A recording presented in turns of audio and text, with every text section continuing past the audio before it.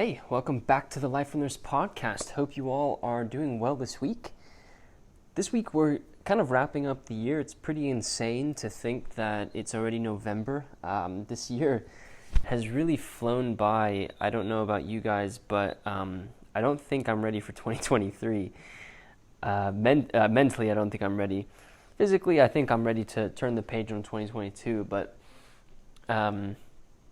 yeah, it's certainly been an incredible year, both just, from a personal level and, of course, from a sort of watch collector level. I think you probably have the similar experience to me, but you've probably had the opportunity to experience some watches that in 2021 you might have not thought that you would have been able to experience. I had the privilege to meet so many cool collectors and see some really interesting watches.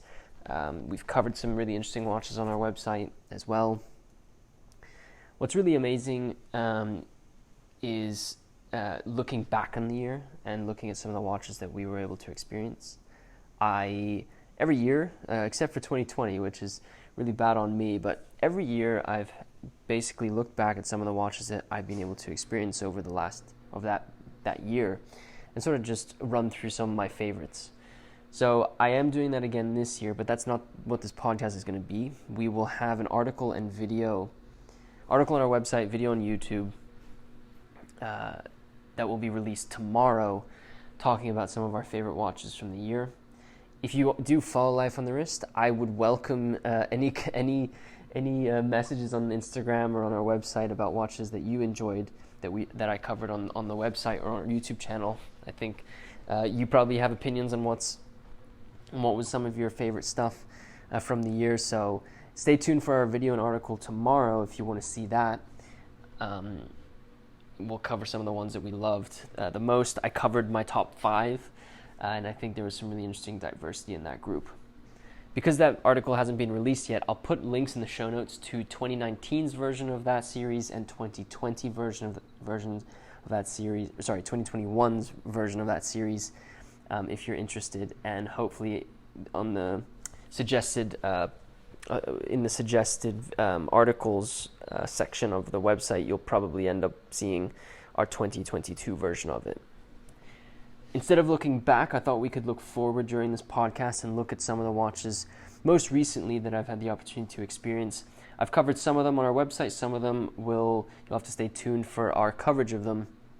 But I thought it'd be a nice way to end the year in a forward-looking way. I know that I think we all have sort of watch collecting goals, watch collecting aspirations, dreams for the next year, and I think it's a nice time to sort of start reflecting on those. The weather's getting colder where I'm located, which so clearly I'm in the northern hemisphere, but if you're in the southern hemisphere, maybe the weather's getting warmer, you have aspirations for watches that you're looking to strap onto your wrist in those warmer climates.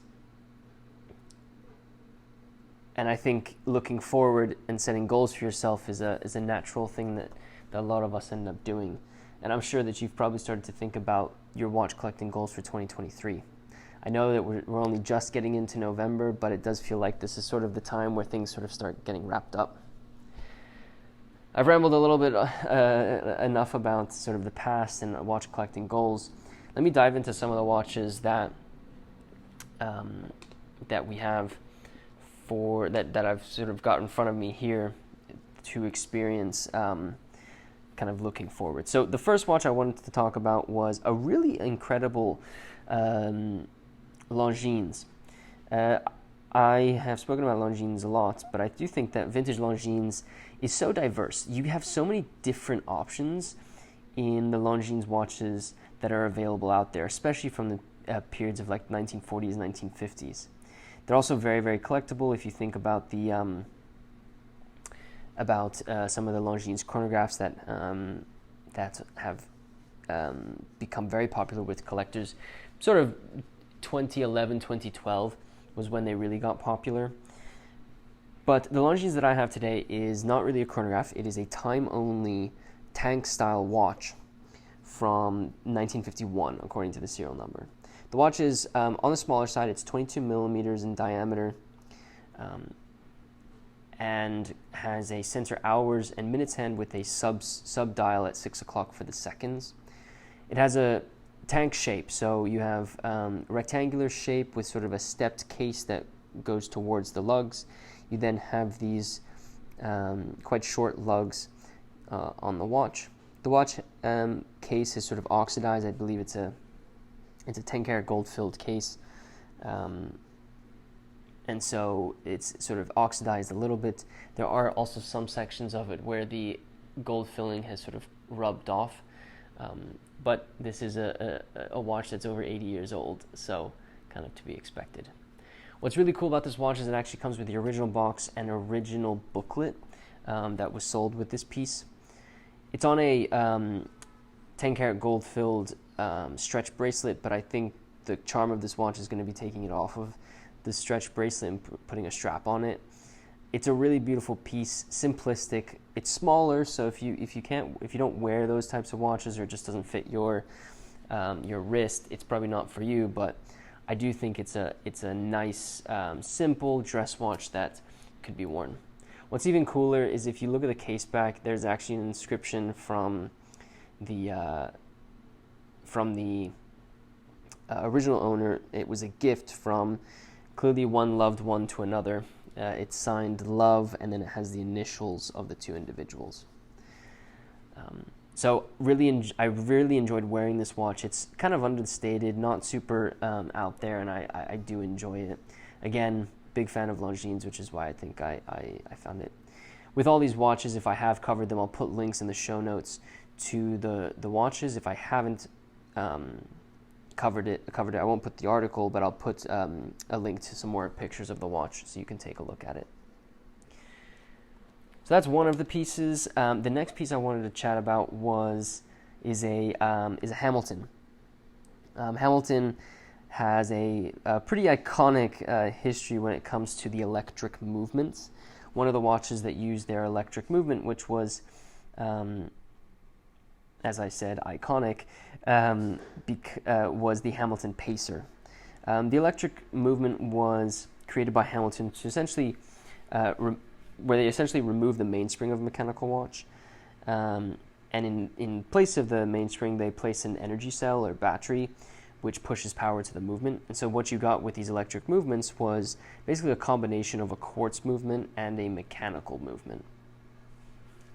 The Hamilton Pacer is probably one of the most iconic watches. It has this sort of triangular case with lugs attached to the sides of the case. The triangle has the long side over on the right side of the case, and then the other two sides sort of curving over towards the left. The case has a natural curvature, so it is a little bit more rounded, not so rigid as a triangle. The Hamilton Pacers came, I believe, in solid yellow gold cases, but the more common of these came in a two-tone case with a gold triangle and stainless steel lugs. The watch that I have today, unfortunately, doesn't have the one of the electric movements in it, the 500, the 500A, or the 505 movement. These movements, sometimes when they broke, watchmakers felt that they were too difficult to repair, and so oftentimes they would actually get rid of them. So this watch actually has a non-Hamilton quartz movement in it. What is really cool, though, is you can actually pick up some of the older movements. The original electric movements, you can pick them up pretty easily on the secondhand market, and so if you're interested in sort of restoring this to its former glory, it can definitely be done. Another really cool feature about this watch is if you open up the case back is signed by, it says S&W, and S&W basically is an inscription that a family business in Manhattan signed all the cases with. The family business was called Schwab and Wischpad, which was a family-owned business that was set up shop in Manhattan in November 1927. Many of the early Hamilton electric model cases were made by S&W, and so what's really cool is when you look at this watch, you know that this case was actually manufactured by S&W in New York during the early days of the Pacer. So a really cool little piece of history, both for Hamilton and also for a watchmaker in New York. These are super iconic. The watch is super clean, applied hour markers, beautifully patinaed dial. The hours and minutes hand, I believe, are replaced, but I believe the seconds is still original. A really cool watch, something a little bit more quirky that you can wear on your wrist and definitely enjoy. I'll move on to the next piece. What we've got, we did an article on the Hamilton, so I'll put a link in the show notes to that as well. We now have two watches. Both of them I don't have articles on the website yet, so I'll put links to more pictures of these watches in the show notes. But the first watch is a very, very iconic, well recognizable watch. It's a Rolex Datejust reference 1601 from 1968, according to the serial number. The 1601 really doesn't need a big introduction. I think you've probably heard of the Rolex Datejust, if not, know about the reference 1601. The 1601 has a stainless steel case with typically a gold fluted bezel, but they did have some 1601, 1603s with a stainless steel bezel. This is your classic Datejust. Stainless steel watch with, I believe it's 14 karat gold bezel, gold crown, and a really incredibly beautiful champagne dial. There are few dials that patina as nicely as a Rolex Datejust dial, especially from 1968. I love the champagne dial with the yellow gold fluted bezel. They are different tones, and so you have two different tones on this watch. The watch is in really great condition, running super smoothly. I love the Rolex Datejust. I think it's such an incredible first watch for someone. There's many different variations of this one, of the 1601s or Rolex Datejust in general, and so you have the opportunity to build a collection just on 1601s because of how much knowledge and information there is out there. It's kind of akin to the the Omega Speedmaster, where there's a lot of information about the different versions of these pieces, and so you can have a lot of fun as a collector taking a look at them. Again, don't have an article written about this watch, but you can check out some more pictures in the show notes. The last watch I want to chat about is a watch from one of my favorite watch brands. That's Vacheron Constantin. Vacheron Constantin has produced a wide range of watches in their history. The case shapes that they produce are fairly iconic. As you know, I absolutely love the Vacheron Constantin Chocolatone, which has this really incredible stepped sort of cushioned square case. It fits my watch, my wrist, and my aesthetic very, very nicely. But they also produce watches that came in square shapes or rectangular shapes. And so the watch that I have today kind of follows that form.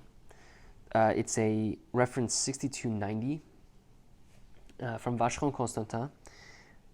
This is literally a square case, 26 millimeters by 26 millimeters.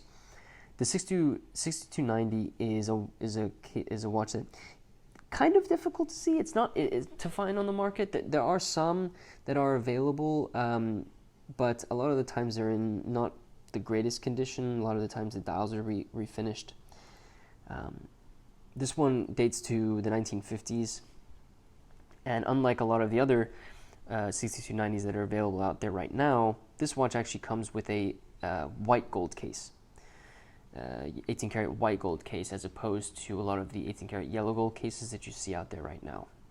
I must admit, white gold is such a different feel than stainless steel. Even though the tones are a little bit similar, there is a noticeable difference in the how it fits on your wrists and sort of the weight to the individual watch. The 6290 was released with the caliber 1003 manual wind movement from Vacheron Constantin, which at the time was, I believe, Vacheron Constantin was competing to produce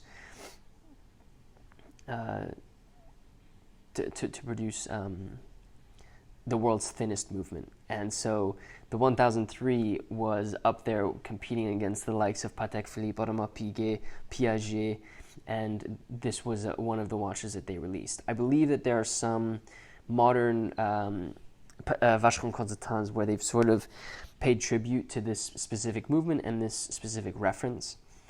It really is a beautiful watch. Fits my wrist really nicely. 26 millimeters is on the smaller side, especially if you are used to wearing something like 40, 41 millimeter watches on your wrist. But if you're ever looking for something that is understated, is dressy, and super fun to switch straps on, this is a really incredible reference. I do think it demonstrates what Vacheron Constantin is capable of doing. I forgot to even describe the dial. It's sort of got this slate gray dial with applied hour markers, sort of stick hour markers. Center hours and minutes, no seconds on this one, but a pleasure to wear. I also really love the condition of the case. If you look at the side of the case, you have this brushed finishing. You can also see the hallmark on the right side of the case is very, very distinct. But then as you turn the watch to look at the dial side of the watch, the sort of bezel of this watch around the outside of the crystal has this polished finish. And so I actually think this watch might be unpolished, possibly unpolished. I have no way of confirming it, but to see the difference in finishing on the different edges of the case, there's a high likelihood of it. I think also the sharpness of the lugs sort of adds to my argument, but you'll have to wait and see the video for it. But there are pictures on our website, so in the show notes there'll be links to it. So definitely a wide range of watches that we have in going into the new year, or I guess going into the end of this year, into the new year. It's so fun to as you can tell, like the diversity of the watches are that we're covering are super diverse, right? You've got this Hamilton electric pacer with a fairly iconic history of movements. Then you have Rolex HS, which are fairly classic. The 6290 from Vacheron Constantin, which is on the smaller side, but fits in really nicely. Then you have this Box and Papers Longines. I think, if anything, this podcast hopefully demonstrated to you the diversity of watches that you can experience. And if you are a collector who is getting bored, or you're new to watches, take your time. Really do some research to see all the different varieties of watches out there. Life on the Wrist has been around for about 5 years now, and in that time, I don't think I've experienced two watches that were exactly the same or had exactly the same aesthetic. And I think that's what's so exciting about this hobby, and probably why you love it. So there'll be links in the show notes to all the watches that I've discussed. I'll also put links in the show notes to the to our favorite watches of 2019 and 2021. Stay tuned tomorrow for our article and video about our favorite watches from the last year. If you are new to Life on the Wrist, be sure to follow this podcast and share it with a friend who might be interested in watches. Check out our website if you want some more content. You can also follow us on social media, on all the social media accounts. There'll be links in the show notes to all of that. If you are feeling generous and wouldn't mind rating this podcast, it really would help me out. With that said, guys, have a wonderful rest of your week, and I will see you in the next one.